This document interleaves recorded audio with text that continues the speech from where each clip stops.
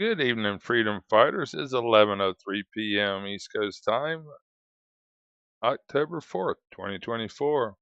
Some very important information on the new hurricane that is coming out that they are planning, has been planning for almost a week now. I've been talking about it. They have created a spin. They have ships out here pumping the material out, right along with also aircraft pumping the material out. Look at each weatherman as what they are. Come out in 1976. Stand by, a little article here. Y'all want to pause and read? I'm not even going to mention these people's. They are operatives of this company.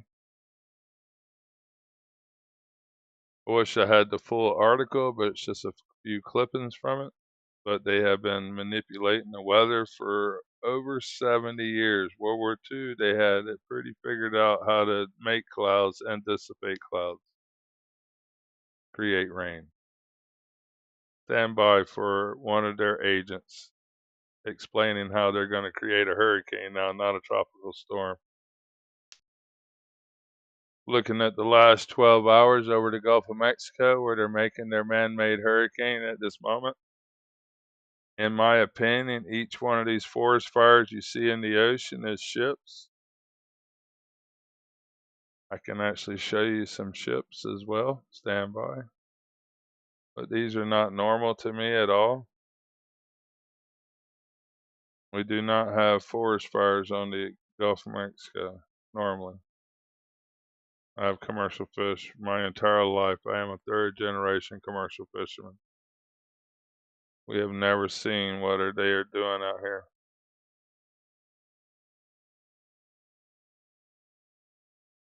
These round circles, these are ships pumping out this stuff, and I want to show you the ships and that's actually what I believe is doing it, and the technology used doing it before we see their weathermen. This is Global Ship Tracker. This ship is at standstill at 1 knot. That's literally out of gear, drifting.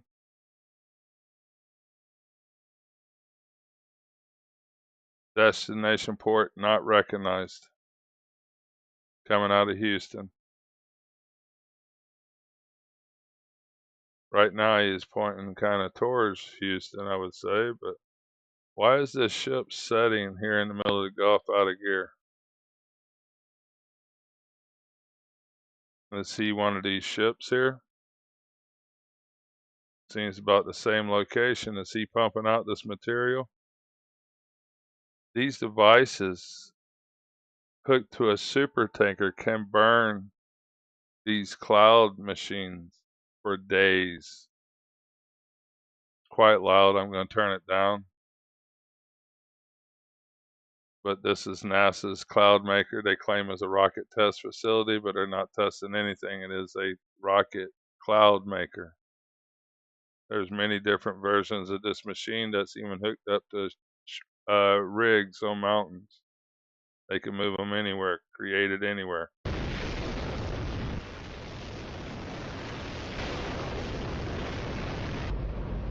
Don't worry if you can't hear what I'm saying. I couldn't even hear myself. This is the loudest sound you could possibly conceive. And, as it turns out, the cleanest.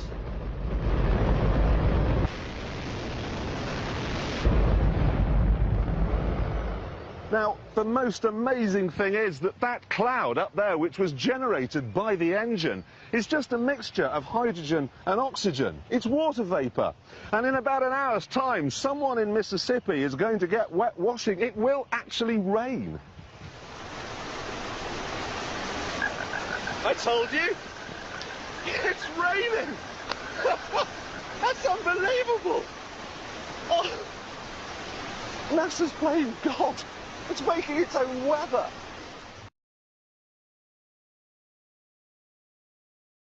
Could you imagine that device on one of these ships? Not unlimited fuel, but a phenomenal amount of fuel.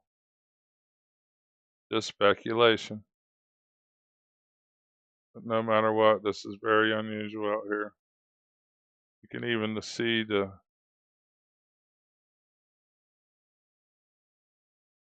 kind of how they're like, maybe even the machine on board these vessels, how they create these loops out here I've never seen before.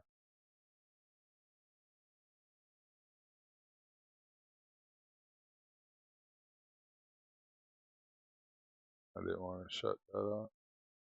Stand by. They could literally have hundreds of these ships out here doing that. I don't know how many more. It's not moving. That was the one we was just looking at.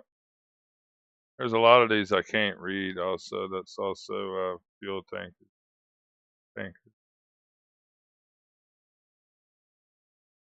Looks like another one that's not moving. 2 knots, yeah. Why are these vessels just sitting out in the Gulf? Super tankers. They can take a phenomenal amount of fuel on board. So there's ships out here not moving. Let me show you what I think they have on board. Stand by. These things could burn for weeks. I only have 2 photos of the chemtrail vessels, or whatever you want to call them. Bunker ships is what they were calling, bunker fuel. But this device could burn for days. And it's nothing to do with diesel. We don't smoke. That's white. Diesel's black. And this is how they get the hurricane spinning. I've seen 2 spins side by side in the last hurricane. These devices come in many configurations. These chemical sheens we see in the sky now that used to not be there, chemicals, whether it's in water or in the sky, it's just chemicals.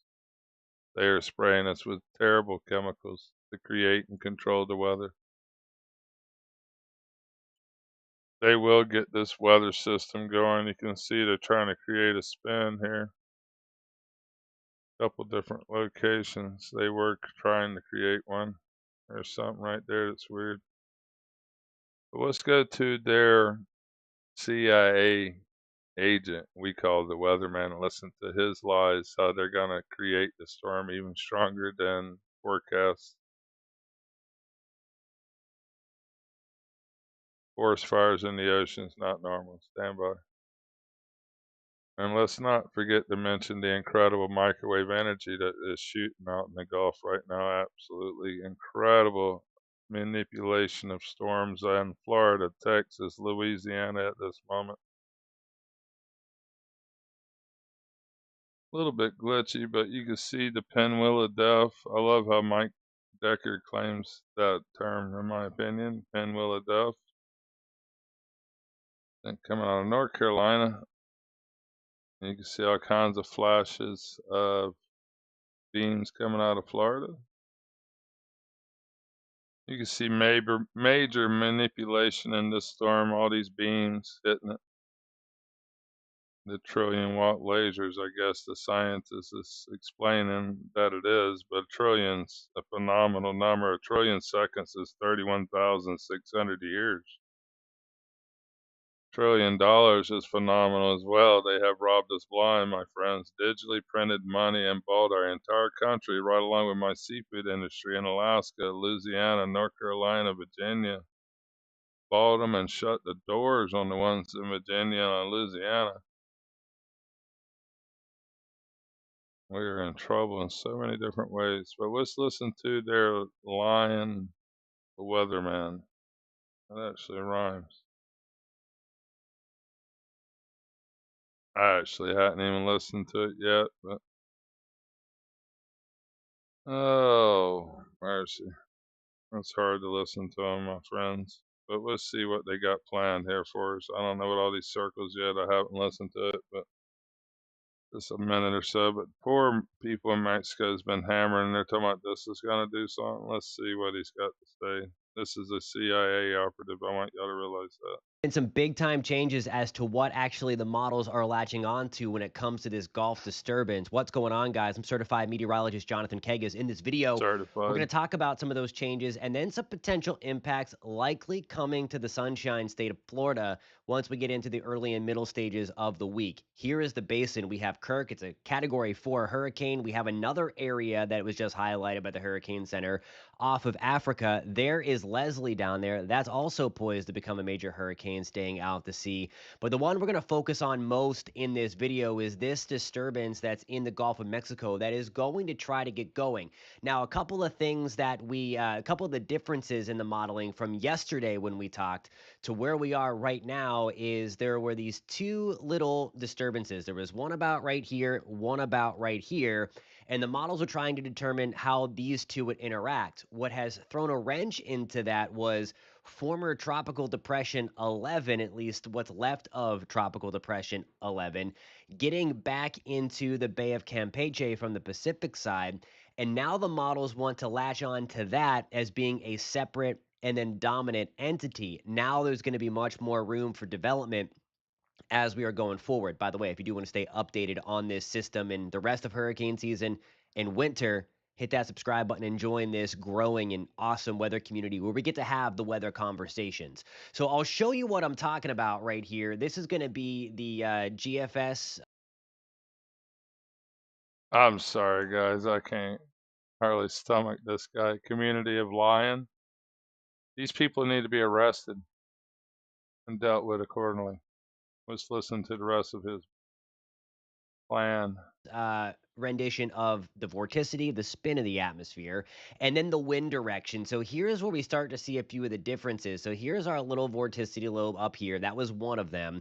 But then this is the little bit of the change, and you'll see that in the rainfall graphic coming up for Florida. It comes now in a couple of different pieces. So here is one little piece of spin right here. But you can clearly see where the dominant piece is now back here. We were talking at least the last few days that it would look like that we would have Sunday into Monday be a hodgepodge of disorganized mess coming. Okay, now he's telling us where the two machines are. Remember I said I seen two machines working the other hurricane. They'll get a spin going out here. Remember they gave us category 6. They keep talking about intensification. I keep forgetting the term. Like radical intensification. I don't know. I'm kind of tired, but I just want to bring this information to you before I try to go back to sleep. Went to sleep early, but the most unusual lightning sounds I've ever heard woke me up in this tropical storm had just come off Florida. But let's continue with their BS. Into Florida, bringing with it that heavy rain threat, but then that being it. Now, most of the modeling that you're going to see out there is catching on that certainly happening to give some heavy rain Sunday into Monday to part of the Florida peninsula, but then also having this thing, some pieces of Tropical Depression 11 from the Pacific side be that piece that the models are really starting to grasp onto. And then there we go with that bigger, more well-defined system, strong tropical storm, maybe category 1 hurricane coming anywhere really from about Cedar Key to about Fort Myers. And again, that's going to take some time to kind of determine where exactly that's going to come ashore, and that would obviously maximize rainfall impacts. But nonetheless, I think somewhere from about Cedar Key to about just south of Fort Myers, Cape Coral area, where we could see a strong tropical storm or hurricane make landfall. That was the GFS rendition. I want to show you the Euro, and this is hot off the press, the 12Z run, the morning run on October 4th. And this is the difference. And you can kind of see here, let me bring out the extra illustration here, because as we look at this extra weather computer, you'll see here, this is what we've been talking about for the past few days. That was that front disorganized, stretched out like a string bean lobe. Now there's this secondary feature, which is partially related to that low level spin from Tropical Depression 11. So this is what we've been talking about. This is the new piece. And let me get this illustration off, and we're going to take the European forward. And I think the one concerning thing, and then let me pause that right here, remove the illustration. There's our stretched out lobe coming out and heading towards the Bahamas. So there are two distinct little entities now. Here's the deal. Notice that this gets pretty strong. That's at 988. So that's going to be a strengthening tropical storm, maybe low end hurricane. It gets down to 977. That's the pressure that the model is forecasting. And then it has it coming in right around just south of St. Pete, closer to Bradenton, Sarasota, that kind of area. I want to be clear about something too, that the landfall site of this growing chance for a strong tropical storm or hurricane is going to fluctuate over the weekend until we get that low level center that models can latch onto. It's still just a guessing game as to where the initial disturbance is going to be and and that means everything for the end of its life, so to speak, where it makes landfall. So we're going to be doing a lot of forecasting over the weekend once that low level center gets going. And then really by Monday afternoon, probably about 48 hours prior to this thing potentially coming ashore and really likely coming ashore, that's when we're going to start to know. But really the GFS, the Euro AI, all in this same kind of location. And that really means everything to rainfall. Now, what I'm about to show you here, this is going to be the GFS rainfall over really starting on Sunday. And that first push there through Monday, where you get 2 to 4 inches of rain in South Florida, that's from that first thing. Now, what you see here, the whites and purples showing up, that's from the potential tropical disturbance that's going to be moving in Wednesday into Thursday. So you see here, the GFS wants the center to come around like Tampa I-4 corridor, and that puts a lot of rain. Do me a favor here, though, and don't pay attention exactly where that heavy stripe of purple and white are coming in, the potential double-digit rainfall totals. That can really come in from anywhere from Miami to the Everglades to West Palm Beach, Fort Lauderdale, Fort Myers, or where the model is currently showing it. And that is something, again, we're going to fine tune as we get closer to the event, really by Monday when you're watching our next video here. But nonetheless, we're going to be watching that closely because regardless of the actual strength of that system, we're talking about a major flood threat to somewhere on the Florida Peninsula. And again, we're going to fine tune that going forward. But again, because of this change in the modeling, where now we not only have those two separate vorticity lobes, if you will, those two little mini disturbances that we were been talking about, we also have the models latching on now to what was left of Tropical Depression 11 in the Pacific. And now that's going to be the main slash most impactful entity of the bunch. So that's kind of the wrap on this middle of the week or this late weekend, early Monday, kind of round one, and then round two, the potential strong tropical storm or hurricane. Before we go, I wanted to talk about Hurricane Kirk, and it is a strong CAT 4 at this time as of 3 o'clock on October 4th. This may very well have been a CAT 5 last night. So some satellite techniques that we have the ability to use projected it being 160 miles per hour Category 5 hurricane. It was officially, I think, last night at that time, a 145 Cat 4. We're never going to know because it was too far away from land. It's not going to affect anything, so there's no hurricane hunter missions going into this thing. And again, it's too far away for that to happen. But nonetheless, it still looks mighty, mighty impressive on satellite as a strong Category 4 hurricane as of Friday, October 4th. And again, this is not going to affect land as a major hurricane. It is going to kind of split the difference between Bermuda and the Azores. It's going to bring rough surf to the Azores as well. One of the things we'd have to watch across the pond here, some in Southern Ireland, maybe parts of the UK into France. Look out, my friends overseas. I knew these storms were headed to y'all. Create havoc worldwide. It has nothing to do with red and blue states, my friend. We are all under attack by these lunatics. Still as a tropical storm, getting close to a 60-mile-per-hour tropical storm, and some rough waves, some strong winds, heavy rain could be coming to parts of northern and central France, southern UK, and then parts of Ireland as well. So we're going to be watching that further down the line, and that's going to be next Wednesday, about the same time that tropical entity is going to be impacting Florida. We could have something tropical impacting France, southern Ireland, and the UK. So some crazy stuff going on. Wanted to end with this again just to show you again the increasing probabilities in our orange blob here from the National Hurricane Center. There again is our big picture of Kirk. There is Leslie down here, and then the new blob is this that is going to be rolling off of Africa. Really that, and that's going to be rolling off of Africa, and we'll have the chance to develop. So when we were talking in early September that we would likely have a delayed peak season due to a lot of the components that we mentioned here on this channel several weeks ago and why it had been so quiet, the lid came off. And now we're seeing what we would typically see in the first couple of weeks of September happening through the first couple of weeks of October. All righty, guys, we're going to keep you posted. If you found this informative. Yes, I did find that you're a CI informant out of that. Absolutely. Holy cow, the amount of BS. We're going to get hit with a tropical storm and then a hurricane, my friends, here in Florida. We have never seen anything in Tampa in 100 years, and we're going to get hit over and over again a month, 3 times in 12 months, 13 months, whatever it's been, 14 months. This is manipulation, geoengineering. These guys need to be arrested. The whole system needs to be torn down. It all needs to be torn down, every bit of it. Thank you to the Warriors that's here at 21 minutes. Undeniable, these machines are not amplifying, creating, and working these storms. You can see it.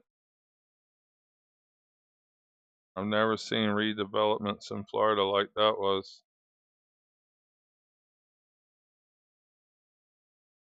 Everything about this is so unusual to me.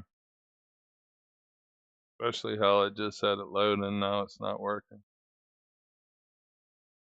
They're laughing at us, my friends. You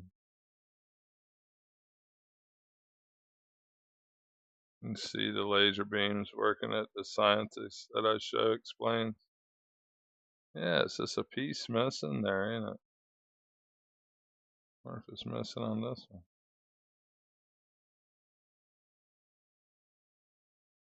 Anyhow, I was trying to get Chicago to reload. Illinois is here. Let me see if it will. Why are you so glitchy today?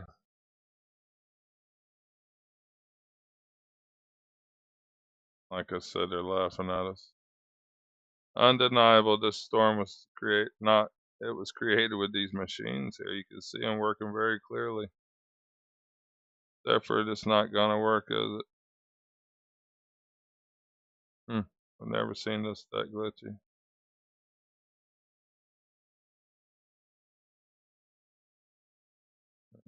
Weird, guys. Anyhow, I'm gonna let y'all go. I've already made videos of all this when it was working. They are controlling our weather, standing by, and lying to us about everything. They need to be held accountable. Where is our law enforcement?